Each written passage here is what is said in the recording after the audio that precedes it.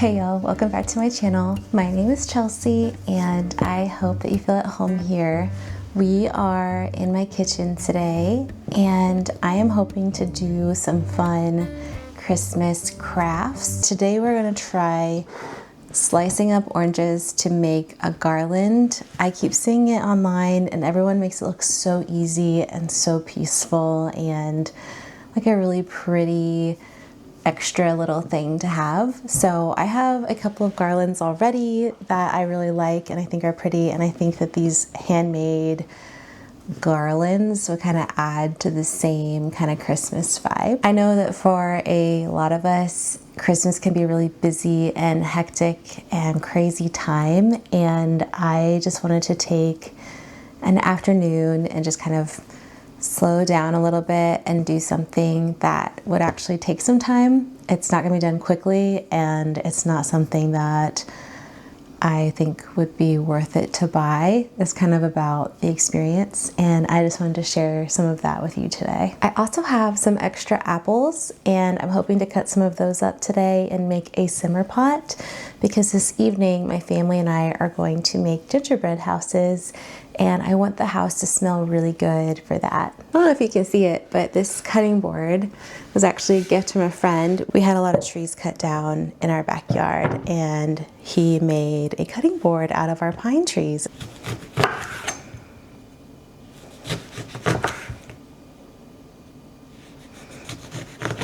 I need to try to get them the same thickness. I think that's going to be kind of the struggle today.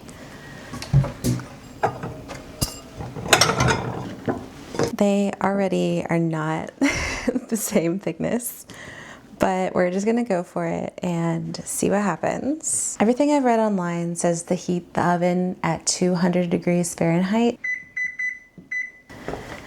Go ahead and get it started. It smells so good. I love the way that fresh oranges smell. Some of these are a little,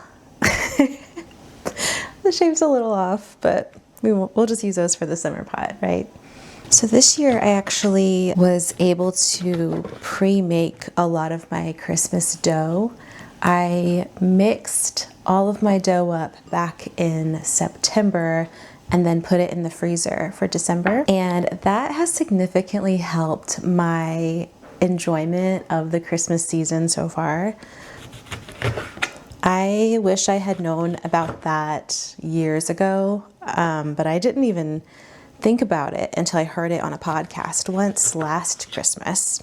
And by that time, of course, it was too late. But this year, I made a reminder in my calendar to actually freeze all the dough, like make different dough. And so this year in September, I would make a different cookie dough every single week, and I would freeze it and put it in the freezer.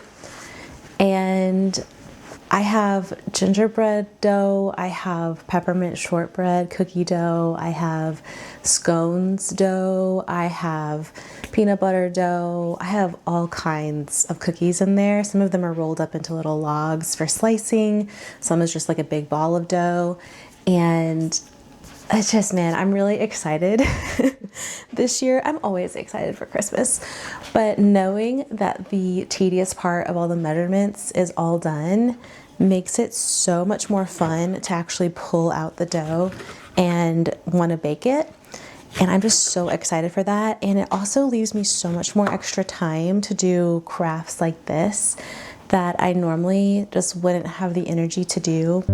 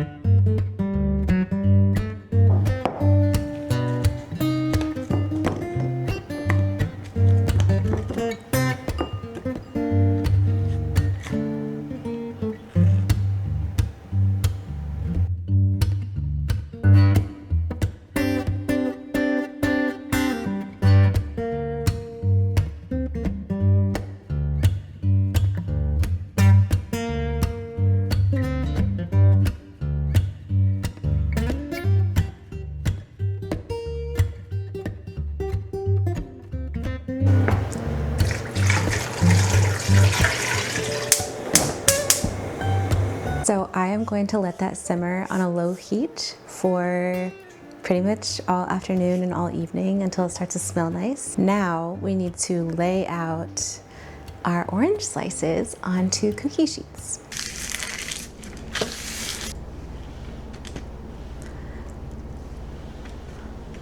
Some of these are quite thick, so I'm not sure they're actually gonna, dry out enough, which is always my problem every single year.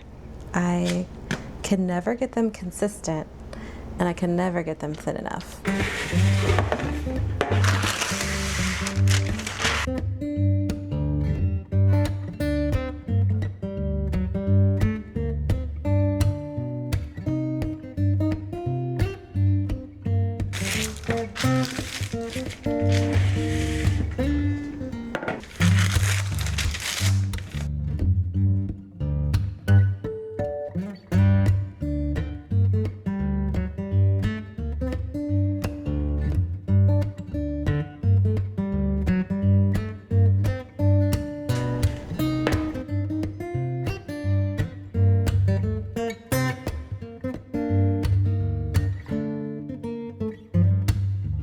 To dry them off, I'm actually going to use some coffee filters. These are unbleached coffee filters, so I can compost them when I'm done. But I'm gonna try to dry them off a little bit, and hopefully maybe that'll help out. A little less shiny.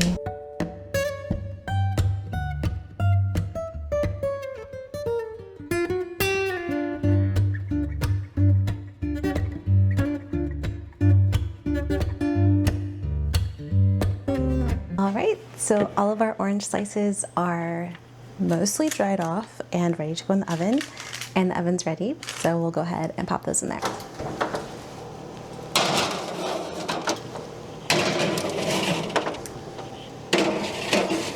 Oh. And my oven has a fun little light, so you can see inside. So we will just wait for those. I'm never sure how long they're supposed to go for. Everything online says like 3 hours. But like I said, I always cut mine too thick, so honestly, who knows when they're gonna be done. But after 3 hours, we will check on them and see what they look like. And for my compost, I just have one of these countertop ones. It's nothing fancy. It doesn't blend anything up. It just holds it until we can take it outside. It's got a charcoal filter, which I really, really love. All right, while we wait for the oranges, I am going to finish cleaning up in here, and I will see you guys in 3 hours. We'll see.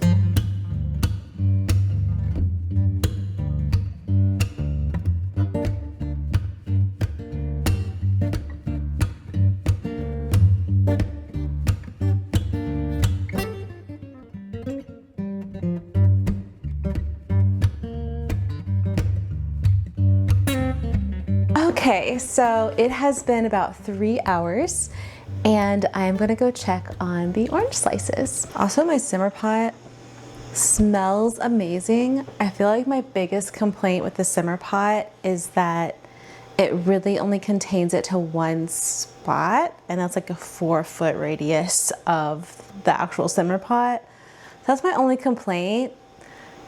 I don't know, do I need like a fan or something? Quite juicy. I'm not sure they're done yet. So they are still quite juicy. So I am going to flip them, and then we'll try putting them back in the oven. All right, so these are flipped. They're definitely juicier on this side. And I think we're gonna put them back in the oven for maybe another couple hours. I will check on them at about 7 p.m. And hopefully they'll be done by then, because I am a very tired person and I go to bed early now. So I don't wanna be up super late, just waiting for them to dry. But I don't know, hopefully they'll be ready by then.